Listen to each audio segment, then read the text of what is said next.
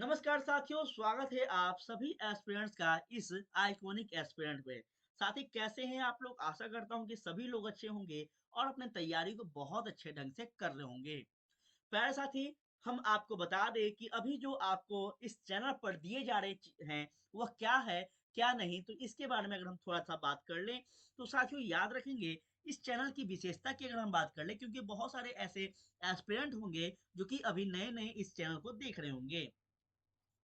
ठीक है, तो हम बात करें अगर इसके बारे में साथियों, तो आपको याद रखना है, भारत के किसी भी आप एग्जाम की तैयारी कर रहे हैं जिससे आपको शिक्षक बनना हो, चाहे हम बात करें अगर यहाँ पे टीजीटी परीक्षा की, हम बात करें पीजीटी की, हम बात करें एलटी ग्रेड की, हम बात करें असिस्टेंट प्रोफेसर की, टीज आपका D triple S B K V S N V S, या फिर हम बात करें कॉलेज लेक्चरर, स्कूल लेक्चरर, या फिर आपका नेट जीआरएफ तैयारी हो, या फिर हम एस्टेट की ही क्यों ना बात कर ले, किसी प्रकार के आप शिक्षकों से संबंधित एग्जाम देने का प्रिपरेशन कर रहे हैं या फिर सोच रहे हैं, तो साथियों आपके लिए यह चैनल काफी महत्वपूर्ण होता है, जहां पे आपको एक ही जगह, एक ही स्थान पे जो है सभी प्रकार के एग्जाम जो कि शिक्षकों से संबंधित है, ये आपको तैयारी करवाए जाते हैं और बहुत ही विस्तार से, बहुत ही बारीकी से करवाए जाते हैं।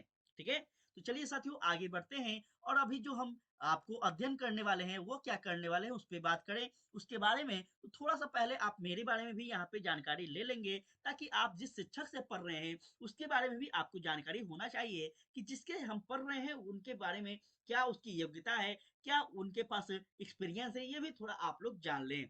तो साथियों, किसी भी विद्यार्थी को अगर मेरे बारे में जानना हो तो आप यहाँ से मेरे बारे में जानकारी जो है प्राप्त कर सकते हैं। क्लियर है ना? और किसी विद्यार्थी को अगर मिलना भी हो तो आप मुझसे बिहार या फिर हम कह लें पटना ही अपना राजधानी है, और यहाँ पे आप हमसे मिल सकते हैं। चलिए बढ़ते हैं आगे, ज्यादा देर ना करते हुए। और हम बात करें अगर आगे, तो साथियों अपना जो टॉपिक होगा वह आपको पता ही है कि अमेरिकी स्वतंत्रता संग्राम के बारे में हम पिछले क्लास में बात किए थे। ठीक है ना?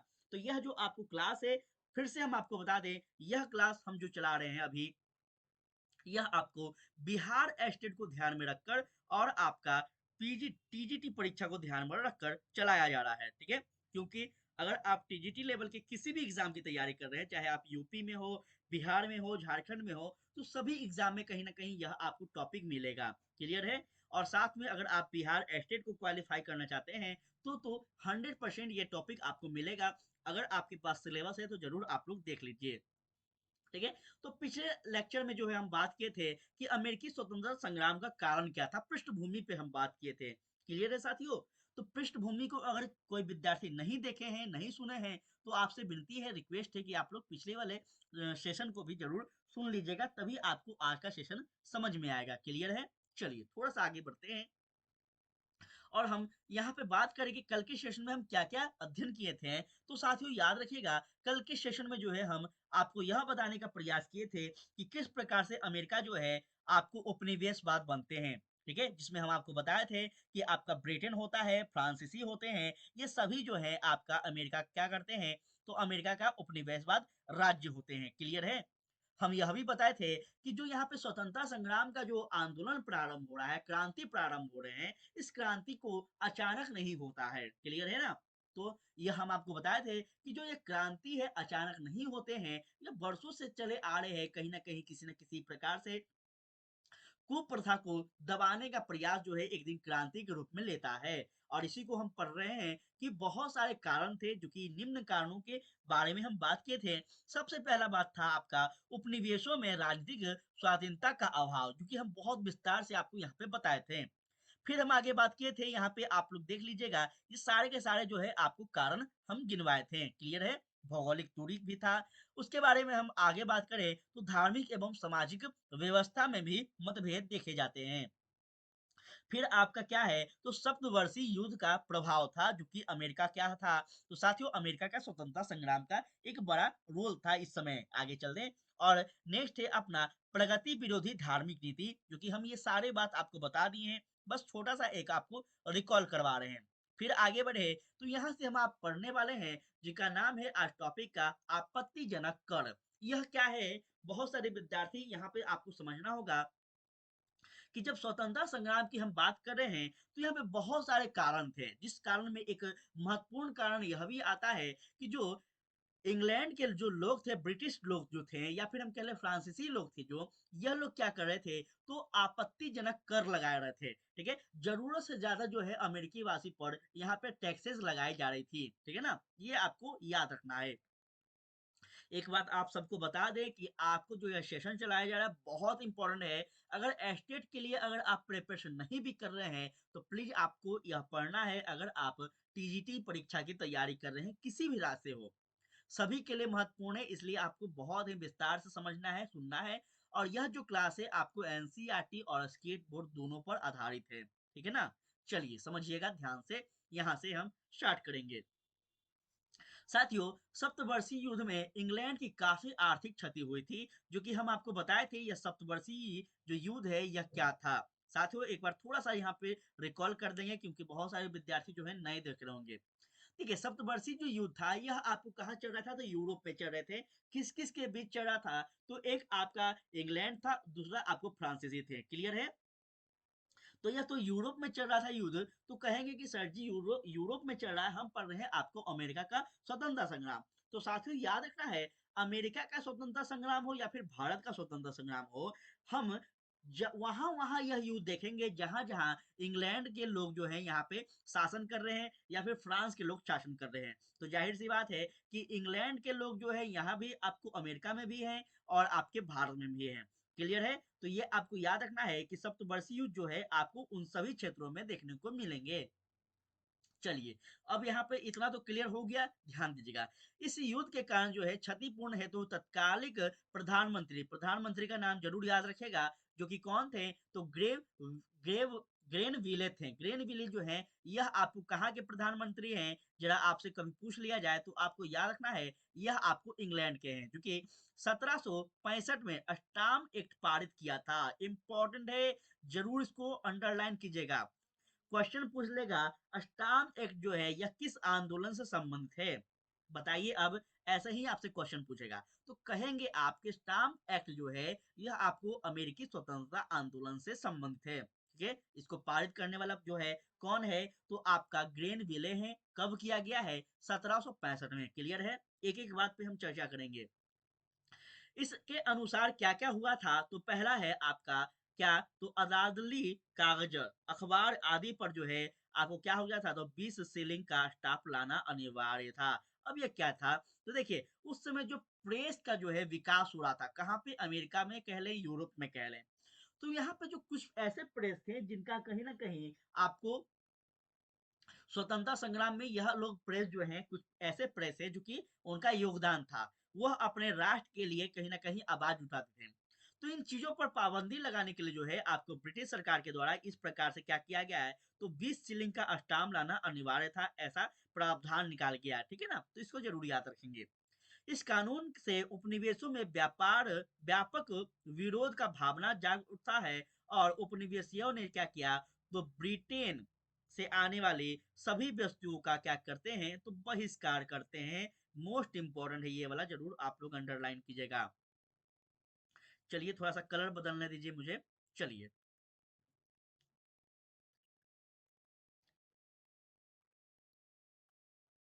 अब क्लियर है। चलिए ध्यान दीजिएगा। तो इस प्रकार से क्या किया गया, तो यह अमेरिकी के जो मूल निवासी थे उनके द्वारा जो है ब्रिटेन से जो भी वस्तुएं आ रही थी उन वस्तुओं का बहिष्कार किया गया। कब की बात कर रहे हैं हम, तो 1765 की बात कर रहे हैं। किस एक्ट की बात कर रहे हैं, तो आपका स्टाम्प एक्ट पारित किया गया था, इसके बारे में बात किए हैं। चलिए आगे थोड़ा सा बढ़े, तो साथियों यहाँ पे अब हम बात करेंगे 1767 की बात। 1767 जो आपको ईस्वी है, इस समय क्या घटना होता है, तो याद रखेंगे ब्रिटिश संसद में ने उपभोक्ता वस्तुओं पर कर लगाया। किस पे कर लगाया, तो उपभोक्ता वस्तुओं पर, अर्थात जो आपको ब्रिटिश संसद है, ये 1767 में क्या कर रहा है, तो आपको उपभोक्ताओं के जो वस्तु हैं उन पे भी कर लगाए जा रहे हैं। मतलब अब किसी को भी नहीं छोड़ा जा रहा है। ये वस्तुएं जो थी, कागज है, शीशा है, चाय है, रोगन है, इस प्रकार के जो है छोटे मोटे व्यापार हैं, इन पर वस्तु पे क्या कर रहे हैं, तो आपको टैक्सेस लगाई जा रही है। याद रखिएगा। एक और आपको इंपॉर्टेंट बात बता दें, अभी जो हम अभी पढ़ाई कर रहे हैं, यह आपको हम एनसीईआरटी और स्टेट के बुक पे कवर कर रहे हैं, इसलिए हम उसी लेवल की चर्चा करेंगे। जब हम स्टैंडर्ड लेवल पे चलेंगे, तो हम और विस्तार से बात करेंगे। इसलिए जो भी विद्यार्थी इस चीज़ को सुन रहे हैं, आपको बस अभी इस लेक्चर को ध्यान से सुनना है। क्लियर है ना? हम अभी क्या कर रहे हैं, तो बेस मजबूत करने का प्रयास कर रहे हैं।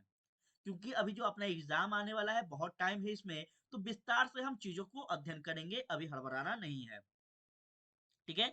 अभी बस हम लोगों को क्या करना है, तो बेसिक कॉन्सेप्ट क्लियर करना है। चलिए आगे चलते हैं, थोड़ा समझिएगा। यह वस्तुएँ जो थी, क्या थी, तो हम बता ही दिए हैं, कागज़ है, शीशा है, चाय है, रोगन है और क्या है, तो इस प्रकार के कुछ वस्त्र हैं। ये सभी चीज़ थे, जिस पर क्या किया गया है, तो अमेरिका वासियों के द्वारा इस पर आपको बहिष्कार किया गया है इसको, ठीक है ना? उपनिवेशवासियों ने इस करों का व्यापक विरोध किया तथा सैमुअल एडम्स, बहुत बड़े नाम है इनका, अमेरिकी स्वतंत्रता संग्राम में जो है एक बहुत बड़े व्यक्ति हैं जिनको आप लोग जरूर याद रखेंगे, या क्या इनका नाम है, तो सैमुअल एडम्स हैं। इनके द्वारा प्रतिनिधित्व नहीं तो कर नहीं का जो है नारा दिया गया था, जो कि बहुत ज्यादा हाईलाइटेड यह जो है आपका नारा है। कई बार पूछा गया है डायरेक्ट क्वेश्चन यहाँ से टीजीटी परीक्षा में, तो प्लीज आपसे रिक्वेस्ट है कि आप लोग इसको जरूर याद रखेंगे। पूछ देगा कि प्रतिनिधित्व नहीं तो कर नहीं, यह नारा किसका है। साथियों, यह नारा आपका किसका है, तो सैमुअल एडम्स का है। किस क्रांति में कहा गया है, तो आपको स्वतंत्रता संग्राम की क्रांति में कहा गया है। आगे बढ़े, चलिए। कहता है, ब्रिटिश सरकार की कार्रवाई का विरोध करने के लिए उपनिवेशवासियों ने क्या किया है, तो स्वाधीनता के पुत्र एवं स्वाधीनता की पुत्री आदि संस्था स्थापित की। मोस्ट इंपोर्टेंट है, यही सब तो हमें क्या बताता है, एनसीईआरटी और स्टेट बोर्ड पढ़ने में फायदा होता है ना। आप लोग देखे होंगे इस बार जो आपका बीपीएससी शिक्षक भर्ती 2.0 हुआ है, जो भी विद्यार्थी उस पेपर को दिए होंगे, आप लोग देखे होंगे कितना हाई लेवल का क्वेश्चन था।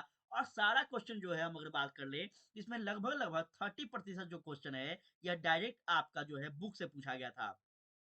इसीलिए हम आप सबको बता रहे हैं कि बुक पे जरूर आप लोग कॉन्सेंट्रेट बनाए रखें, आप सभी से विनती है।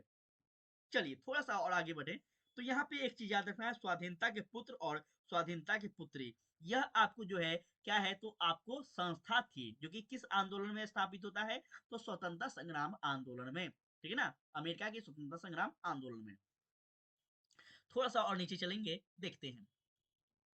देखिएगा यहाँ पे नेक्स्ट अपना जो टॉपिक होगा, यह क्या है, तो यह है आपको लेखकों का एवं पत्रकारों की भूमिका, यह भी महत्वपूर्ण है।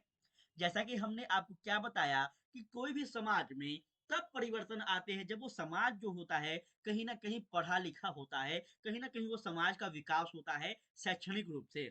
और साथियों, आपको यहाँ पे पता चल रहा होगा कि अमेरिका में जो स्वतंत्रता संग्राम हो रहे हैं, इसमें उन बुद्धिजीवियों का, उन लेखकों का भी कहीं ना कहीं एक बड़ा योगदान होता है, जो कि अपने लेखों के माध्यम से, अपने पत्रों के माध्यम से जो है अपने समाज को जागरूक करने का प्रयास करते हैं। साथियों, याद रखना है, ऐसा ही अपने भारत का भी स्वतंत्रता संग्राम हुआ था, जो कि हम लोग क्लास 10th के स्वतंत्रता संग्राम का जो बुक होगा उसमें हम पढ़ेंगे। चलिए यहाँ पे अभी फिलहाल ध्यान देते हैं। कहता है, स्वतंत्रता की भावना जगाने में लेखकों एवं प्रचारों का जो है यह क्या है, तो अहम भूमिका है, जो कि बहुत इंपॉर्टेंट है, इसको याद रखेंगे। कब की बात कर रहा है, तो आपको 1776 1700 96 की बात कर रहा है, जिसमें आपको एक व्यक्ति है जिनका नाम है टॉमस पेन, बहुत बड़े नाम है। जो भी हम अंडरलाइन कर रहे हैं, प्लीज आपसे रिक्वेस्ट है कि इसको आप लोग वेरी वेरी इंपॉर्टेंट करके अंडरलाइन कीजिएगा, अगर किसी के पास बुक हो तो, या फिर आप लोग नोट डाउन करेंगे। तो साथियों, 1776 में जो है टॉमस पेन की लघु पत्रिका, पत्रिका का नाम क्या है, तो आपको याद रखना है, कॉमन सेंस प्रकाशित होता है। ठीक है ना, तो आपसे पूछ देगा कॉमन सेंस जो है पत्रिका किसकी थी। प्यारे साथी, कॉमन सेंस पत्रिका जो है टॉमस पेन की है। और यह जो है आपको किस आंदोलन में इसका योगदान था, तो आपको अमेरिकी स्वतंत्रता संग्राम में। एक एक बात पे कॉन्सेंट्रेट बनाइएगा, क्लास कितना भी बड़ा हो उससे फोकस नहीं करना है, हमें जो है टॉपिक क्लियर करना है, ये हम लोग को ध्यान में रखना है। ठीक है, चलिए। इसमें अत्यंत प्रभावशाली एवं उत्तेजनक शैली जो है, इसमें स्वतंत्रता की इस आवश्यकता पर बल दिया गया है, जो कि उसके राजतंत्र पर भी करारा प्रहार किया है। टॉमस जेम्स ने उपनिवेशों के विद्रोह करने के लिए क्या किया है, तो अधिकार का समर्थन किया तथा उनकी बढ़ती हुई स्वतंत्रता की इच्छा को प्रोत्साहन दिया। ठीक है ना, तो मोस्ट इंपॉर्टेंट है, याद रखेंगे। देखिए, कोई पढ़ा लिखा जो व्यक्ति होता है, कोई तो वो ऐसा नहीं कि वो तलवार भाला या फिर गोली बंदूक से ही वो अपने आप की अपनी क्रांति करता है, ऐसा नहीं है। पढ़े लिखे व्यक्ति का जो क्रांति करने का तरीका होता है, वो क्या होता है, तो वो कलम होता है। जैसे कि आप सभी विद्यार्थी आने वाले समय में एक शिक्षक बनने वाले हैं, तो आप सभी का जो क्रांति का स्वरूप होगा वो क्या होगा, तो कलम होगा। क्लियर है? क्योंकि एक बुद्धिजीवी का पहचान है कि शांति से ही वो कहीं ना कहीं हर बात को करते हैं। ठीक है, तो इस प्रकार से हमें यहाँ पे समझना है किसके बारे में, तो इन लेखकों के बारे में, इन प्रचारकों के बारे में। चलिए थोड़ा और आगे बढ़े। चलिए, अपना 8वां जो यहाँ पे पॉइंट है वो क्या है, तो कहता है जॉर्ज तृतीय की निरंकुश नीति, जो कि अति महत्वपूर्ण है। यह जॉर्ज तृतीय कौन है, इसके बारे में भी हम बात करेंगे, पहले समझते हैं इसके, थोड़ा सा ध्यान दीजिएगा। तो इंग्लैंड के शासक जो है जॉर्ज तृतीय ने सत्ता संभालते ही अमेरिका उपनिवेशवाद की क्या कर दिया है, तो प्रति निरंकुश नीति अपनाए। मोस्ट इंपोर्टेंट लाइन है। यह जो जॉर्ज तृतीय है, ये जैसे ही आपको इंग्लैंड में अपना सत्ता को संभालता है, यह व्यक्ति क्या करता है, तो जहां जहां अमीर आपको इंग्लैंड का जो है उपनिवेशवाद था, उन सभी क्षेत्रों पर कहीं ना कहीं निरंकुश नीति अपनाने लगा। वहां की जनता पर शोषण करने लगे, उस क्षेत्रों का जो है आपको आर्थिक रूप से अधिक शोषण करने लगता है। क्लियर है ना, ये सारे बात आपको समझते चलना है। उनकी यही नीति जो है इंग्लैंड में भी क्या होगी, अलोकप्रिय थी। ठीक है, उनके खुद राज्य में भी यह नीति जो है आपको जो है यहाँ की जनता कहीं ना कहीं इनसे अप्रस्तुत है। वह व्यक्ति शासन के सिद्धांत में विश्वास रखता था, जबकि इंग्लैंड में आपको मंत्रिमंडल की शक्ति बढ़ने लगती है। तो यह भी आपको याद रखना है। यह जो व्यक्ति है कौन, तो जॉर्ज तृतीया, यह शासन के सिद्धांत को मानता है। लेकिन आपको बता दें कि यहाँ पे जो है मंत्रिमंडल है, अर्थात यहाँ पे आपको संसदीय व्यवस्था था इंग्लैंड में। क्लियर है? चलिए, जॉर्ज तृतीय के आपको जो है उत्तरदायी रवैये के कारण जो है उपनिवेशों के साथ उत्पन्न हुए संकट के शांतिपूर्ण समाधान की संभावना को क्या हो गया, तो आपको वस्तुतः ध्वस्त कर दिया गया, जो कि स्वतंत्रता संग्राम हेतु एक महत्वपूर्ण उत्तरदायी कारण में से यह भी हमें देखने को मिलता है। देखिए साथियों, अभी जो हम पढ़ रहे हैं वो आपको अमेरिका की स्वतंत्रता संग्राम की कहानी पूरा बता चुके हैं कल के सेशन में। कल का जो लेक्चर हम किए हैं ना, उसमें हम आपको पूरा बता दिए हैं कि अमेरिकी स्वतंत्रता संग्राम का क्या कारण था, क्या पृष्ठभूमि था। हम जो अभी बात कर रहे हैं आज और कल के सेशन में, वो सिर्फ आपको यही बताने का प्रयास किया जा रहा है कि इसके कारण क्या थे, जो कि हम पॉइंट वाइज आपको कारण बता रहे हैं। एक एक पॉइंट को आप लोग अंडरलाइन कीजिएगा, लिखते चलिएगा। यह 8वां कारण था आपके सामने। चलिए, 9वां कारण की अगर हम बात करें तो थोड़ा सा यहाँ पे पहले देख लीजिएगा। यह क्या है, तो बहुत इंपॉर्टेंट है। क्या है यह, तो आपको बोस्टन चाय पार्टी की घटना है, जो कि बहुत ज्यादा इंपॉर्टेंट है। और कई बार यह पूछे जाते हैं डायरेक्ट टीजीटी परीक्षा में कि बोस्टन चाय की घटना जो है, या फिर बोस्टन चाय पार्टी की जो घटना है, यह कहाँ घटित होती है। साथियों, यही घटना आपको अमेरिका की क्रांति में देखने को मिलती है। यह बोस्टन चाय पार्टी क्या है, इसकी अगर हम बात कर ले, तो आपको याद रखना है, आपको भारत का जब इतिहास पढ़ेंगे तो आप देखेंगे कि भारतीय संविधान के इतिहास क्रम में, तो आप वहां पे देखेंगे कि 1753 से, कब से, 1753 नहीं, 1773, यहां से जो है आपका स्वतंत्रता संग्राम में जो है भारतीय संविधान का जो है एक स्ट्रक्चर कह ले, या फिर हम कह ले कहानी जो है स्टार्ट होता है। और इसी समय से जो है आपको जितने भी इंग्लैंड के उपनिवेशिक जो राष्ट्र थे, उन सभी में कहीं ना कहीं नियंत्रित करने लगते हैं। और जब हम पहुंचते हैं कहाँ, तो 1853 में। क्लियर है ना? इस समय आते आते जो है आपको चाय और चीन, ये दो चीज छोड़कर बाकी सभी चीजों पर जो है इंग्लैंड का एकाधिकार समाप्त हो जाता है। ये भी बात आपको याद रखना है। हम अभी जल्द ही पढ़ने वाले हैं, जब क्लास 10th में पहुंचेंगे तब। क्लियर है ना? यहाँ ध्यान दीजिएगा। तो साथियों, होता क्या है कि जब 1853 में जो है इंग्लैंड का जो एकाधिकार था, इसको समाप्त कर दिया जाता है इंग्लैंड के मंत्रिमंडल के द्वारा, तो जितने भी अलग अलग जो देश के लोग थे, या फिर हम कह ले उसी देश के अलग अलग कंपनियां थी, वो भी भारत आने लगती है। और इसमें आपको याद रखना है, सिर्फ चाय और चीन को छोड़कर सभी पर क्या करते हैं, तो आपको प्रतिबंध हटा दी जाती है। क्लियर है?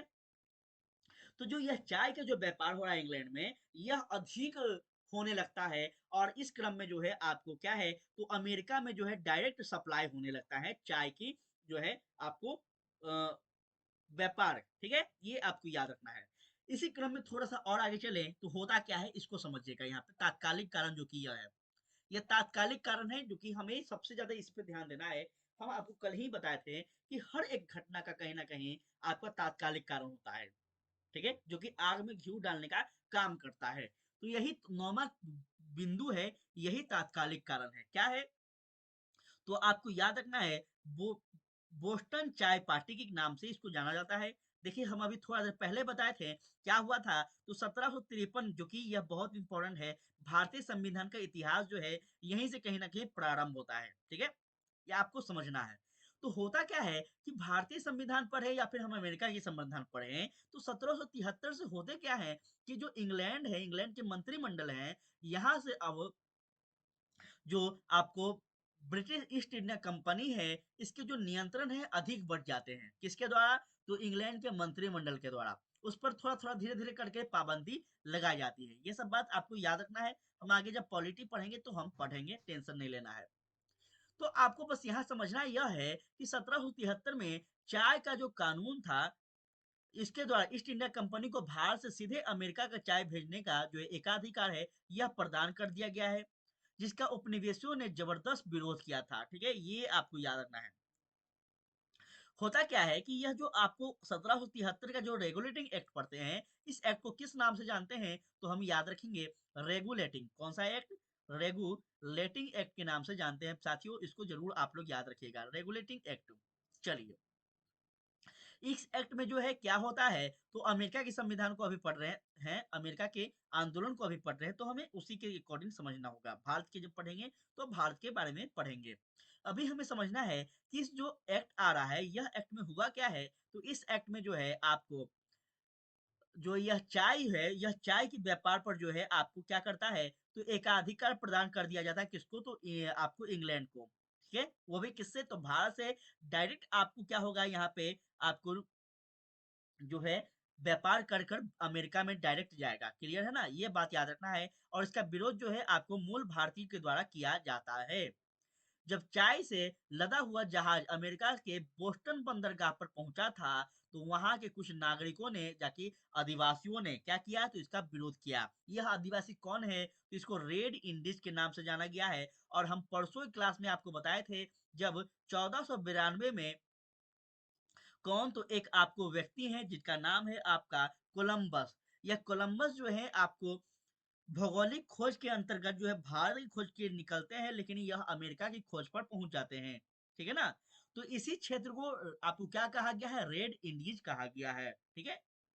तो इस क्षेत्र में जो है आपको याद रखना है, इसी को आपको मूल निवासी अमेरिका का माना गया है। और इसके द्वारा जो है आपको क्या कहा गया है साथियों, तो इस चाय के व्यापार का विरोध किया गया है। कहाँ पे किया गया है, तो आपको यह बोस्टन नामक एक बंदरगाह है, जिस जहाँ पे इसका विरोध लोग कर रहे हैं। इसीलिए हम इसको क्या कहते हैं, तो बोस्टन चाय पार्टी कहते हैं।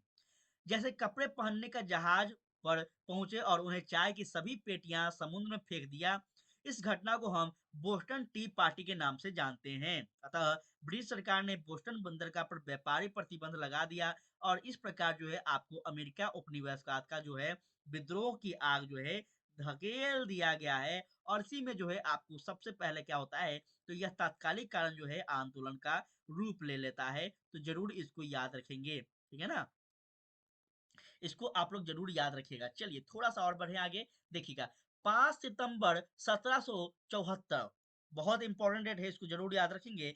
5 सितंबर 1774 को क्या होता है, तो उस समय जो है 13 उपनिवेशों के प्रतिनिधि का क्या होता है, तो फिलाडेल्फिया शहर में एक महादेशीय सम्मेलन आयोजित किया जाता है। बहुत इंपॉर्टेंट है, यह फिलाडेल्फिया जो आपको शहर है, यह कहाँ पे है, तो आपको उत्तरी अमेरिका पढ़ेंगे। कहाँ पढ़ेंगे साथियों, थोड़ा सा यहाँ रुकिएगा।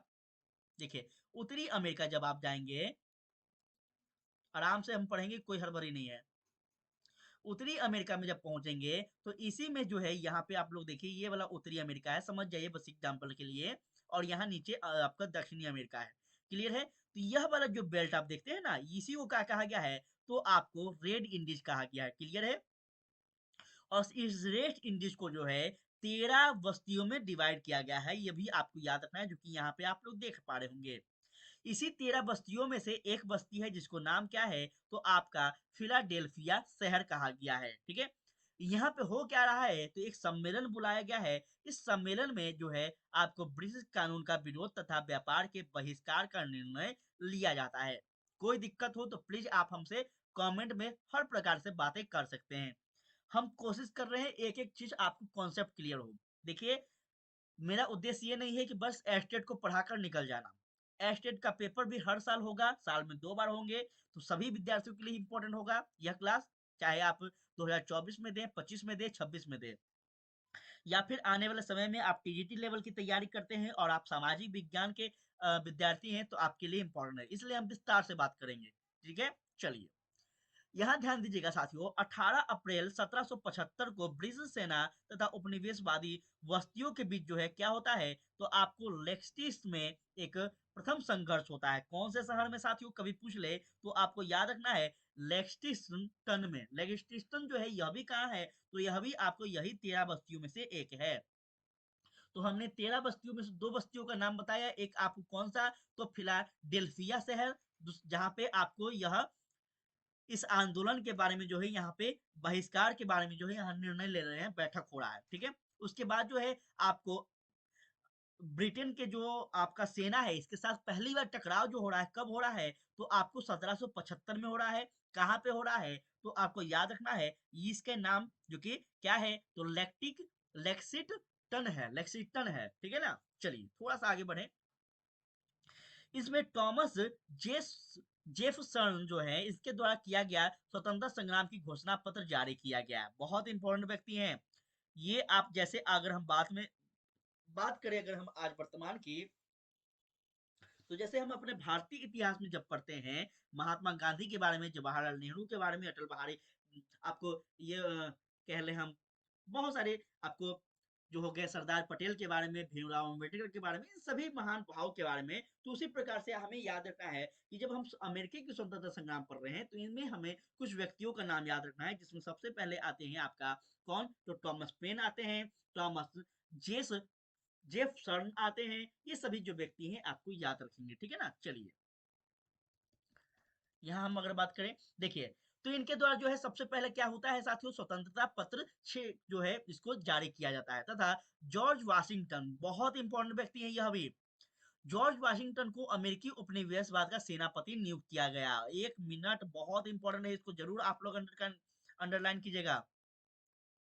कोई भी स्किप करने से पहले इसको ध्यान से सुनिएगा। आपको जॉर्ज वाशिंगटन के बारे में पूछा जाए तो साथियों इनकी स्वतंत्रता संग्राम में बहुत बड़ा योगदान है। कौन से स्वतंत्रता संग्राम? तो अमेरिका की स्वतंत्रता संग्राम। ठीक है? इस प्रकार अगर हम बात कर ले तो अमेरिका स्वतंत्रता संग्राम में पूरी तरह आरंभ हो गया और 3 फरवरी 1783 को पेरिस की संधि होती है, जो कि कब चालू हुआ है? कभी आपसे पूछ ले तो आपको याद रखना है, 1776 को जो है अमेरिका का स्वतंत्रता संग्राम प्रारंभ हो रहा है और 1783 में जाकर खत्म हो रहा है। वो भी किस संधि के साथ? तो पेरिस की संधि। बहुत इंपॉर्टेंट है, कभी पूछ ले कि पेरिस की जो संधि है यह किस आंदोलन का है? तो आपको याद रखना है अमेरिकी स्वतंत्रता संग्राम का। ठीक है? जो कि कब हो रहा है? 3 फरवरी 1783 को। चलिए थोड़ा आगे हम बढ़े। देखिए, कहानी को बस हम समझाने का प्रयास कर रहे हैं, लेकिन आप लोग डेट तारीख को जरूर याद रखिएगा। इतिहास में आपको तारीख जरूर याद रखना होगा। आप इतिहास के विद्यार्थी हैं, आप सोशल साइंस के विद्यार्थी हैं, तो आपको इतना तो पता ही होगा कि आप कैसे ये चीजों को याद करना है। आप आने वाले समय को में बच्चों को कैसे पढ़ाएंगे, तो इस तरह से चीजों को याद रखना है। चलिए आगे बढ़े। तो इस प्रकार से समाप्त होता है, तथा आगे थोड़ा सा यहाँ डेट याद रखिएगा। यह वाला जो तिथि है, समय है, इसमें क्या अगर हम बात कर ले तो 1786 में संविधान का निर्माण हुआ। बहुत इंपॉर्टेंट है। देखिए, भारत का नहीं, क्षमा चाहेंगे, भारत का नहीं हम कह रहे हैं, विश्व का जो है विश्व का पहला लिखित संविधान जो है यह आपको अमेरिका में ही लिखे जाते हैं। कब? तो आपको याद रखना है 1787 में। आपको अमेरिका जो है स्वतंत्र कब हुआ? तो 1783 में। और इसका संविधान कब हो रहा है, तो आपका 1787 में, बहुत इंपॉर्टेंट है। उसके बाद आगे चले तो यहाँ पे क्या होता है, तो आपको 1789 में जो है इसको लागू किए जाते हैं। ठीक है, तो यहाँ पे जरूर आप लोग याद रखेंगे। वही अगर हम आगे बात करें तो जॉर्ज वाशिंगटन जो है, यह आपको क्या होते हैं, तो प्रथम राष्ट्रपति बनाए जाते हैं, कहाँ के, तो अमेरिका के। कभी क्वेश्चन पूछ ले कि अमेरिका के प्रथम राष्ट्रपति कौन थे, तो जॉर्ज वाशिंगटन थे। क्लियर है, यह भी आपको याद रखना है। चलिए थोड़ा और नीचे चलें, और क्या आपने को जानना है देखते हैं। यह देखिए, अमेरिकी स्वतंत्रता संग्राम की जो घोषणा है, यहाँ पे जो है संधिया की जा रही है, और इस प्रकार से जो है इसका घोषणा हो रहा है। चलिए अब हम बात करेंगे परिणामों के बारे में, क्या है, क्या इसका परिणाम निकला उसके बारे में बात करेंगे। एकदम इंपॉर्टेंट है और विस्तार से हम बात कर रहे हैं। इतना डिटेल में जो है कहीं पे भी नहीं बताए जाते हैं साथियों, यूट्यूब पे तो गारंटी देंगे नहीं बताए जाते हैं। तो प्लीज आपसे रिक्वेस्ट है कि थोड़ा सा आप लोग सेशन पे रुका करिए और ध्यान से चीजों को सुना कीजिए। देखिएगा, अमेरिकी स्वतंत्रता संग्राम को विश्व इतिहास में भी एक विभाजन रेखा के रूप में देखा जाता है, तथा इसके तात्कालिक एवं दीर्घकालीन जो परिणाम है, यह दोनों ही क्या है, निर्णायक थे। एक एक करके देखेंगे। पहला है, क्या है, तो ब्रिटेन एक कीमती उपनिवेशवाद के हाथ से निकल गया, तथा अटलांटिक महासागर पर संयुक्त राज्य अमेरिका के रूप में एक शक्तिशाली राष्ट्र का उदय होता है, जो कि बिल्कुल सत्य है, जिसे हम पूरे विश्व को प्रभावित भी करते देखते हैं। ठीक है ना, यह पहला ही तो ऐसा विश्व का देश है ना, जो कि कहीं ना कहीं पहली बार स्वतंत्र हो रहा है। उस समय में स्वतंत्र हो रहा है जब कहीं ना कहीं अपना भारत जो है उस समय गुलाम जो है पूरी तरह से था भी नहीं, अभी स्टार्टे होगा गुलाम बनना। अपना भारत जो है कब होता है, तो 1757 के प्लासी का जो युद्ध होता है इसी समय से हो रहा है ना जी। तो इस समय जो है अपना भारत पूर्ण रूप से गुलाम बन रहा है, जिस समय जो है आपको अमेरिका आजाद हो रहा है। तो कितना ज्यादा डिफरेंस है ये आप समझ पा रहे होंगे, ठीक है ना। इसलिए अब जो है अमेरिका ऐसे ही नहीं आज विश्व गुरु है, ठीक है ना। इसको भी हम लोग को समझते चलना है, आगे बढ़े। अमेरिकी स्वतंत्रता संग्राम एक तरह के से वाणिज्यवादी प्रतिबंधों के जो है विरुद्ध एक विद्रोह था, और अंततः एडम स्मिथ के लेसेंज फेयर जो कि मुक्त व्यापार के सिद्धांतों को मजबूत करते हैं। हम कल ही आपको ये वाला नाम बताए थे, तो आप लोग प्लीज इसको याद रखेंगे, कौन सा नाम, तो लेसेंज फेयर। यह इसका मतलब क्या होता है, तो मुक्त व्यापार, जो कि टैक्स लगाए जाते थे, व्यापार पे टैक्स लगाए जाते थे ना, कल बताए थे ना कि अमेरिका का जो वस्तु होता था उस पर अधिक टैक्स लगाए जाते थे, और जो आपका यूरोपीय वस्तु होता था उस पर कम टैक्स लगाए जाते थे। तो एडम स्मिथ का यह प्रयास था कि जो इस सिद्धांत था कि जो आपका अमेरिका का जो मूल वस्तु है इस पर क्या है, तो आपको मुक्त व्यापार किया जाए, ठीक है, जिसको हम लेसेंज फेयर के नाम से जानते हैं। चलिए तीसरा क्या है, तो तीसरा है ब्रिटेन की हार का दोष जॉर्ज तृतीय तथा उसके मंत्रियों के मत्थे चढ़ा, जो कि बहुत एक इंपॉर्टेंट है। ठीक है ना, जॉर्ज तृतीय का जो आपका निरंकुश नीति था, यह भी एक इंपॉर्टेंट कारण था, जो कि हम बता ही चुके हैं। तानाशाह बनने का जॉर्ज तृतीय का सपना चूर हो गया, पहला। दूसरा, लॉर्ड नॉर्थ का जो है मंत्रिमंडल बर्खास्त तथा आपका अधिक उदार मंत्रिमंडल नियुक्त हो गया। ठीक है, इंग्लैंड में जल्द ही आपको कई सुधार लागू होते हैं, जैसे कि हम बात कर ले तो आयरलैंड की संसद को लगभग स्वतंत्र स्थान प्राप्त किया गया था, कब, तो आपको 1742 में। ठीक है ना, उसके बाद कैथोलिक आयरिश लोगों को मताधिकार मिला, कब मिला है, तो 70 आपको 93 में। ये सभी क्वेश्चन जो है आपको ऑब्जेक्टिव में पूछे जाएंगे। आयरिश संसद जो है जिसमें आपको वेस्टमिंस्टर संसद से जुड़ता है, कब, तो 1800 ईस्वी में। साथ ही इस प्रकार जो है समिति हो गया, राजतंत्र हो गया, राजनीतिक स्वतंत्रता का वर्चस्व जो है आपको बढ़ने लगता है। अर्थात हम अगर बात कर ले तो आपका राजतंत्र से जो है आपको डायरेक्ट कहाँ आ गया, तो लोकतंत्र पे आ रहा है। ठीक है ना, तो यह भी एक कारण हो रहा है, यह भी एक कारण हो रहा है। चलिए और क्या क्या कारण है, तो अमेरिकी स्वतंत्रता संग्राम में ने फ्रांस को प्रभावित किया, बहुत इंपॉर्टेंट है। इस जो है संग्राम में लफायते के नेतृत्व में फ्रांसीसी सैनिक ने भाग लिया था। एकदम इंपॉर्टेंट लाइन है ये, अंडरलाइन कर लीजिएगा। आपसे पूछ लेगा कि लफायते कौन थे, तो लफायते जो है एक फ्रांसीसी सैनिक है, जो कि कहाँ भाग ले रहे हैं, तो आपको अमेरिकी स्वतंत्रता संग्राम में भाग लिया है।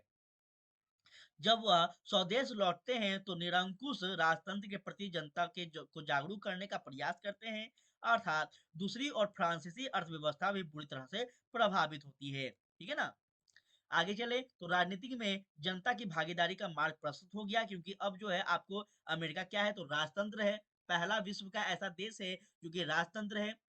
जनता को धार्मिक एवं अंतर कर की स्वतंत्रता मिली तथा मौलिक अधिकारों के मध्य लोगों से मूलभूत स्वतंत्रता को स्वीकार कर लिया गया है।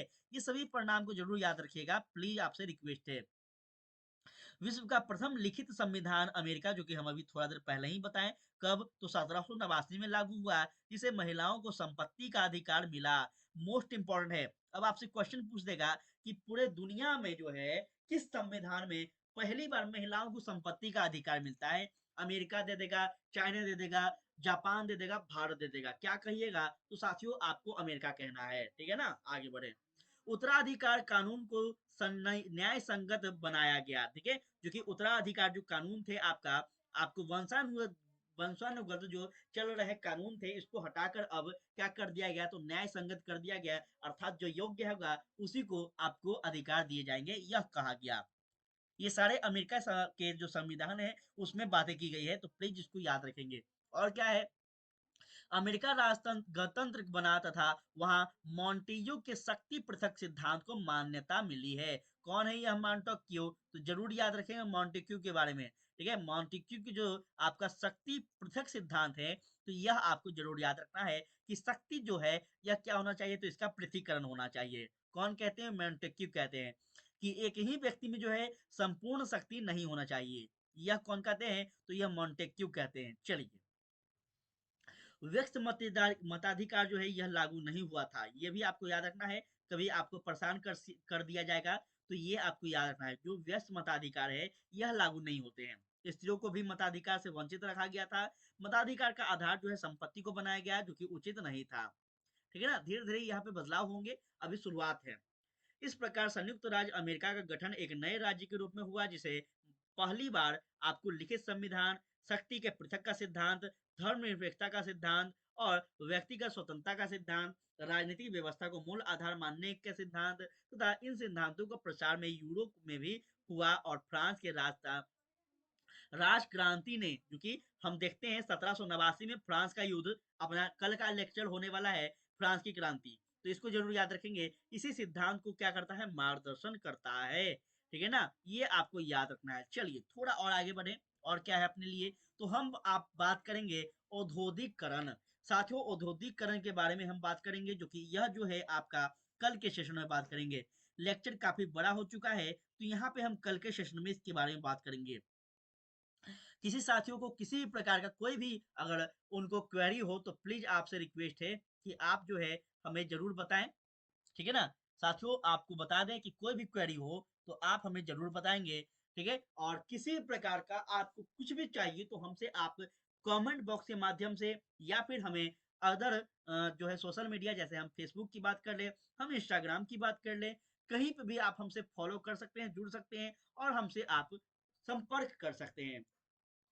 साथियों याद रखना है, इन सभी आपको प्लेटफॉर्म पे जो है लेटेस्ट अपडेट, एग्जाम की नोटिफिकेशन, स्टडी मटेरियल और क्लासेस के जो अपडेट है, शेड्यूल है, इन सभी चीजों से समय समय पर अवगत रखे जाते हैं। तो प्लीज आपसे रिक्वेस्ट है कि आप हमें यूट्यूब के साथ साथ जो है फेसबुक और इंस्टाग्राम पे भी फॉलो करें, और किसी भी साथियों को इसका पीडीएफ चाहिए तो हमें टेलीग्राम पे भी फॉलो कर सकते हैं। साथ में आपको हमारा जो व्हाट्सएप का ग्रुप है वहां पे भी आप हमें फॉलो कर सकते हैं। तो मुझे उम्मीद है कि आज का सेशन आपको बहुत अच्छा लगा होगा। थोड़ा सा हम जो है आपको क्लास जो है लंबा लंबा भी बड़ा बड़ा दे रहे हैं, तो प्लीज आप सभी रिक्वेस्ट है आप सभी साथियों से कि क्लास को जो है आप लोग स्पीड करके ही देखा कीजिए, क्योंकि मेरा उद्देश्य जो होता है जल्दी जल्दी लेक्चर बनाकर भागना नहीं होता है। कॉन्सेप्ट क्लियर हर प्रकार से हम करना चाहते हैं, यही मेरा सिद्धांत है, ठीक है ना। ये ऐसा नहीं है कि जो है आपको प्लस कोर्स में हम ऐसा चीज देंगे, ऐसा नहीं है। हर बच्चों का शिक्षा का अधिकार है, ये हमें भी पता है, आपको भी पता है, और आप भी कहीं ना कहीं शिक्षक बनने वाले हैं।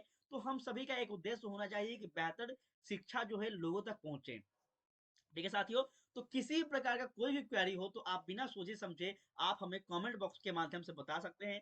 और थोड़ा सा भी अगर अच्छा लगा हो तो प्लीज आपसे रिक्वेस्ट है कि आप चैनल को सब्सक्राइब करें, शेयर करें, थोड़ा सा आप इसको लाइक भी करें, और हमें जो है अपना जो है मोटिवेशन मिलता है साथियों, तो अपना जो फीडबैक है वो जरूर दिया कीजिए। तो साथियों आज के लिए इतना ही। जय हिंद, जय भारत।